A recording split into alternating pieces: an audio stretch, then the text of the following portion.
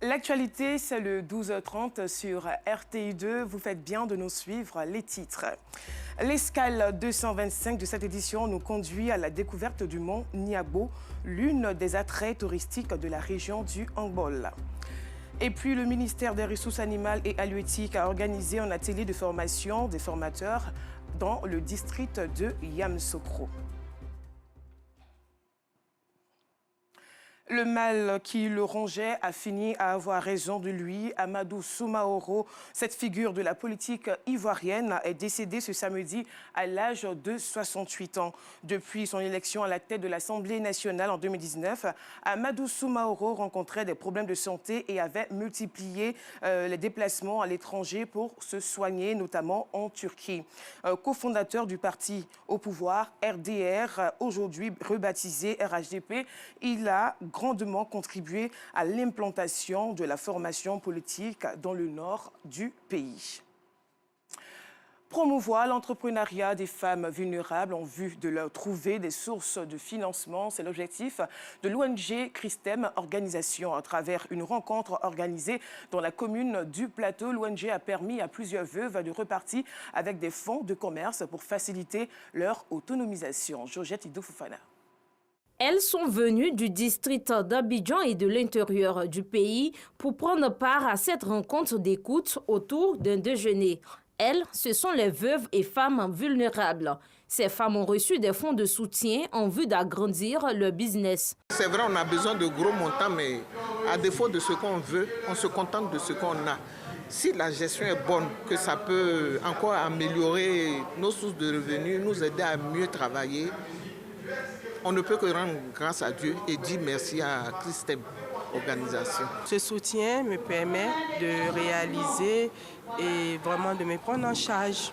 Monsieur n'est plus, Dieu fait grâce. Et vraiment avec Christem Organisation, vraiment ça nous fait beaucoup de bien.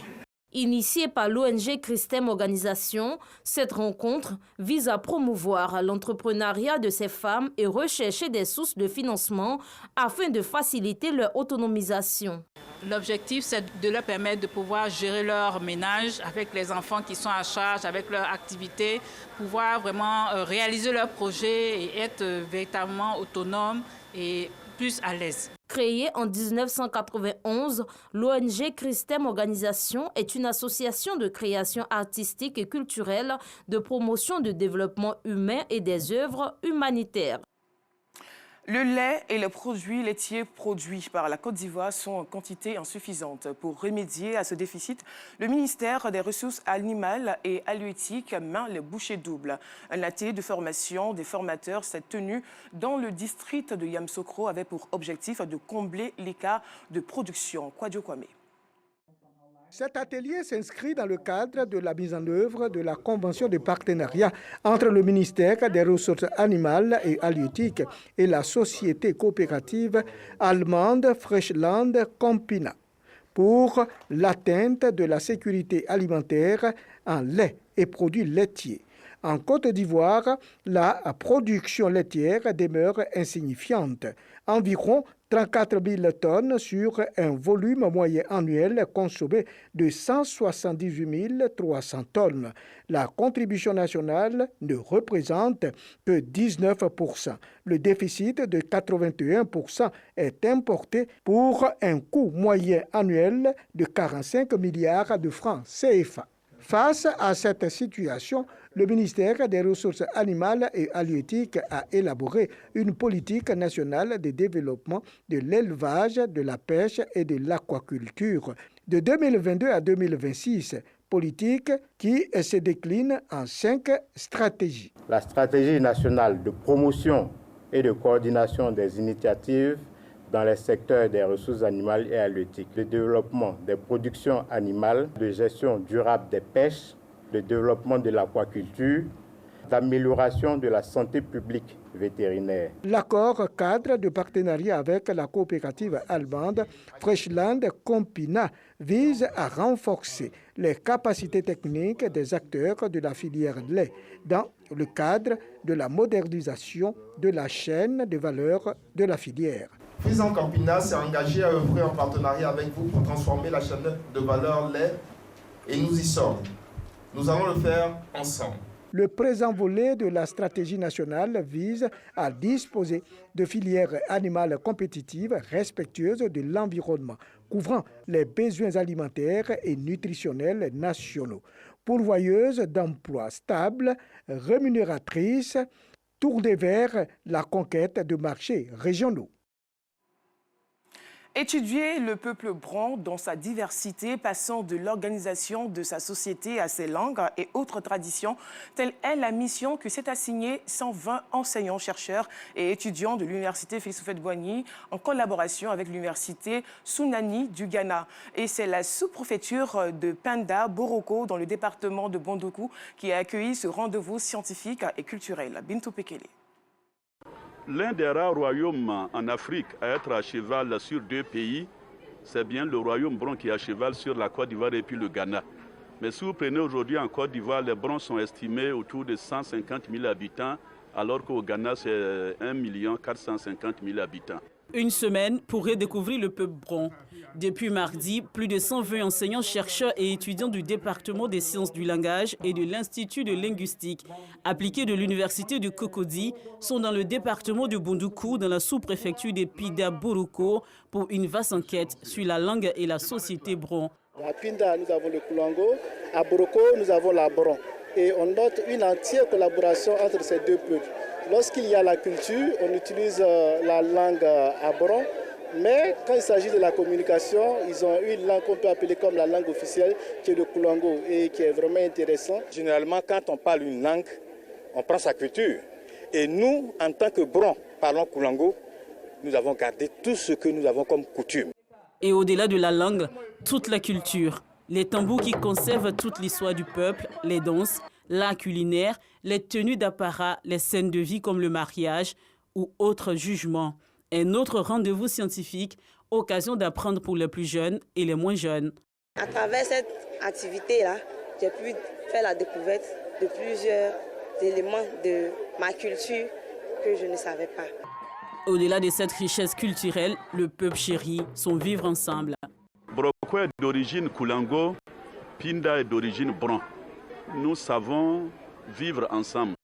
Le vivre ensemble, il est prôné par le chef de l'État depuis des lustres, a été notre leitmotiv au niveau de notre région qui regroupe 12 ethnies et il n'y a jamais eu d'animosité entre ces peuples. On a toujours vécu en harmonie. Cette troisième édition de l'enquête referme ses portes ce vendredi avec un festival. 13 mois qu'il est aux mains des djihadistes. Olivier Dubois est son nom, journaliste indépendant, travailleur pour Libération, Le Point et Jeune Afrique. Il a été enlevé le 8 avril de l'année dernière à Gao, dans le nord du Mali, alors qu'il était en reportage. Depuis son enlèvement, il est apparu dans deux vidéos. L'une diffusée il y a un an, l'autre il y a peu d'un mois. Olivier Dubois y explique être aux mains du JINIM, le groupe de soutien à l'islam et aux musulmans liés à Al-Qaïda au Maghreb islamique, et demande à tous ceux qui œuvrent à sa libération de continuer à le faire. L'escale 225 de cette édition nous conduit dans le centre-nord de la Côte d'Ivoire. Le village de Niambo, situé dans la sous-préfecture d'Ari-Kokaa, dans la région du Hambol, regorge d'énormes potentialités touristiques. Parmi ces potentialités, le mont Niambo qui supplante la sous-préfecture d'Ari-Kokaa. C'est un joyau méconnu, donc inexploité. Un mont qui est bordé par une réserve botanique abritant plusieurs espèces. Notre reporter Koné Pargassoro Demadongui est notre guide dans ce reportage. Deux tombes et non des moindres perdues dans ce champ d'anacarde à Niambo, village situé dans la sous-préfecture d'Ari-Kokaa, dans le département de Niakara, région du Hambol, au centre-nord de la Côte d'Ivoire. Ce sont celles du colon Pierre Daly, adjudant de l'artillerie coloniale française, né le 2 avril 1894 et décédé le 29 mai 1926, et de son fils Marc Raoul Daly. Les Européens qui étaient venus là, celui qui est venu couvrir le coin, quand il est venu découvrir le coin, après, il y a l'autre qui est venu. Lui, il a fait comme Niambo, un chef-lieu pays Tabana. Il y a eu son fils qui a attaqué Palu. Quand il a attaqué Palu, l'enfant est décédé. le monsieur n'est pas content. C'est là aussi le monsieur s'est suicidé. Des tombes de colons que certains habitants du village ne cessent de visiter. À côté de cette tombe, le mont Niangbo, appelé Niemgen ou encore Niangbo en langue tagbanan qui signifie la grande grotte ou encore le gros caillou. Un nom qui par déformation deviendra Niangbo, nom de la montagne que porte le village. Niangbo, cette appellation a été donnée à la montagne par les bâtisseurs du village. Niemgen ou encore Niangbo regorge de plusieurs atouts touristiques. La voie qui mène au sommet est bitumée et en bon état. Du sommet, on a une belle vue. On peut même apercevoir une flore riche et variée. Une température basse et accompagnée de fraîcheur. Sur le mont Niangbo, on peut aussi faire du parachute. Culminant à 648 mètres, c'est le plus grand Inselberg de Côte d'Ivoire avec une superficie de plus de 7000 mètres carrés au sommet. Au pied des pentes, on trouve une ceinture de forêt qui profite du ruissellement des eaux. La surface de la roche est occupée par des lichens. Selon les notables et le chef du village, cette montagne a servi de cachette aux populations qui fuyaient les épées meurtrières de Samori Touré. Le passage de Samori, là, ça a détruit tout le village, ils ont brûlé les maisons partout. Les gens se sont cherchés. Ceux qui ont couru aller dans les régions Baoulé, ils sont restés là-bas. Deux sont allés jusqu'à dans les régions de Bondougou, Ghana. À Sampa, partout. Donc nos parents sont dispersés partout. Même à Boisseau, deux sont partis. La présence de cette montagne, le mont Niangbo, dans leur village, une fierté pour les populations. Ça me plaît beaucoup parce que quand je vois les gens venir ici, c'est comme un lieu touristique. D'autres sont là-bas, ils ne viennent pas ici, mais quand ils entendent parler de la montagne, ceux qui viennent ici, quand ça va expliquer, ça leur donne le goût de venir vraiment voir comment c'est beau.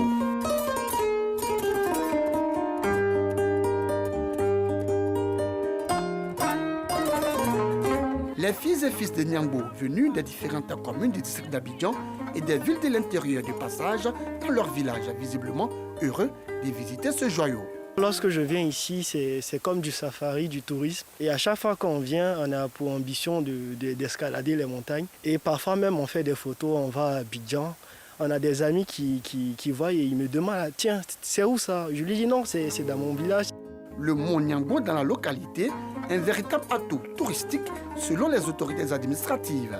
Marie-Laure Afama Djedje, sous-préfet d'Harikokara, invite les populations de sa circonscription à en faire bon usage. Cette montagne, je pense que c'est vraiment un atout, aussi bien pour la Côte d'Ivoire que pour la sous-préfecture d'Harikokara. Il faut dire que nous avons quand même quelques visiteurs qui viennent pour des excursions sur le mont Niangbo. Concernant le site de Niangbo, il faut que la population sache qu'elle a vraiment un joyau dont elle doit prendre conscience. Et je voudrais aussi lancer un appel au ministère du Tourisme, leur dire que ce site-là pourrait contribuer à l'essor touristique de notre pays. Et donc, il va falloir vraiment inscrire ce site au nombre des sites touristiques que compte notre pays. Niangbo, il faut le savoir, est limité au nord par les villages de Nabanakara et d'Usolokara, au sud par les villages de Lor, d'Harikokara et de Fononkara, à l'ouest par le village de Badjoukara et à l'est par le village de Sepikara et la rivière du Inzi, Logboro, un affluent du fleuve Bondama qui fait la limite avec le département de Dabakala. Niangbo, il faut le souligner, fut chef-lieu du cercle de 1923 à 1925 et de 1927 à 1929. Le village a une gare ferroviaire construite depuis 1921 et est relié à tous les villages par des routes ou par des pistes praticables ou non.